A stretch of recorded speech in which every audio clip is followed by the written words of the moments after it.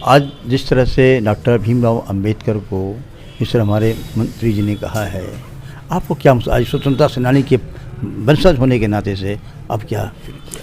बहुत ही दुर्भाग्यपूर्ण, बहुत ही अनफॉर्चुनेट, पूरे देश के लिए, पूरे मुल्क के लिए, पूरे संसार के लिए बहुत शर्मनाक। ऐसी महान हस्ती जिन्होंने पढ़ाई के ही लिए क्या कुछ नहीं बताया और सिखाया, और किन परिस्थितियों और परेशानियों और कठिनाइयों में उलझ करके उन्होंने अपना जीवन गुजारा, और उनके लिए मानने चाहने वाले लोग ऐसे हैं कि जो उनको अपने भगवान की तरह मानते चाहते हैं। और हज़ारों की संख्या नहीं है, लाखों की भी नहीं है, करोड़ों की संख्या ऐसी है। उनके दिल पे क्या बीती होगी।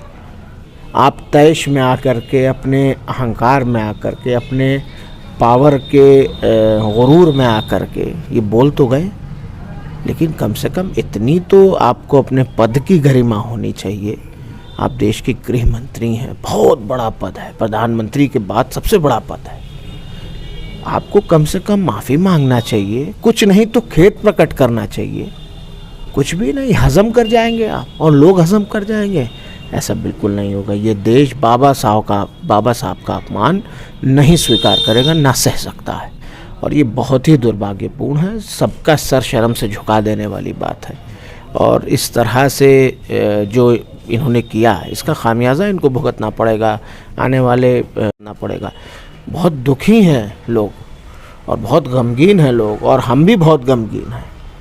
और जो बाबा साहब को अपना गार्जियन, अपना आइकन, अपना मेंटोर समझता है, वो हर आदमी को इस बात से बहुत ठेस पहुंची, बहुत दुख हुआ है।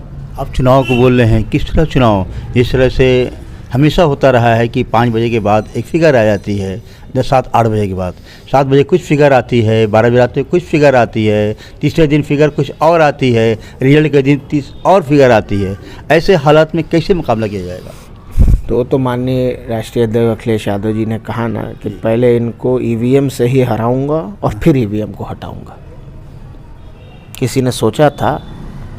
देखिए, हम लोग पॉजिटिव थिंकिंग वाले लोग हैं, हमारा ब्लड ग्रुप भी ये भी पॉजिटिव है, तो हम तो बी पॉजिटिव है। हमारा ये कहना है कि ऐसा नहीं है कि इनकी काठ नहीं है।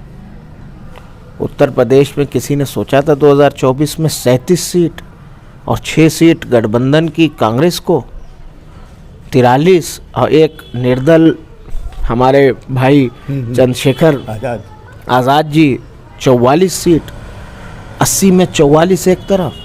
किसी ने ख्वाब में भी सोचा था ये बात, लेकिन हुआ। तो ये आवाम है, ये जनता कि हमारी गुलाम है, तो हमें हमारे अलावा किसे वोट देगी? तो ऐसा नहीं। जिस दिन इस वक्त चुनाव होने जा रहा है, इस पर क्या कहना आपका?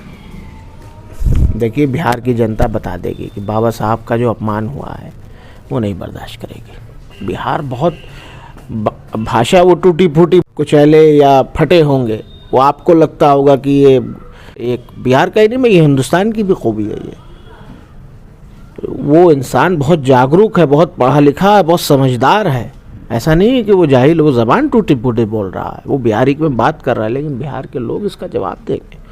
और बहुत ज़्यादा लोग निराश हैं, बहुत नाराज़ हैं, और बहुत लोगों को दुख हुआ है। ये जो हरकत हुई है ये बिल्कुल दुर्भाग्यपूर्ण है, और आने वाले चुनाव में आप देखिए कि सफाया होगा इन लोगों का। और हमें लगता है कि पूर्ण तरीके से आरजेडी कांग्रेस जो गठबंधन बनेगा उसकी सरकार बनेगी, और ये सरकार हटेगी। मुझसे बात करने के लिए बहुत बहुत शुक्रिया।